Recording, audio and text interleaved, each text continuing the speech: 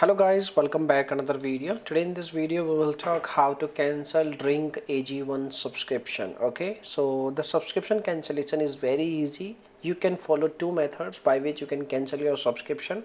So first of all you need to visit on their contact us page. Okay, this is the contact us page, how you can reach us. Okay, so I will provide you this link in our video description box. You can visit on this page, and on this page they have provided their official phone number and they have provided their email address. Okay, you need to dial their phone number. Okay, and once you dial their phone number you need to tell them that you wish to cancel your subscription, and they will cancel your subscription after verification of your subscription. Okay, and if you are not if this method will not work for you due to any reason, and if you're not able to call, so how you can cancel it. Okay, so first of all what you have to do, you need to compose an email. In the email you need to write in the subject box like cancellation of your current subscription with AG1, drink AG1, and in the body you need to provide your name, your account number, and your subscription starting date and end date. But make sure you should provide at least 5 to 7 days notice period,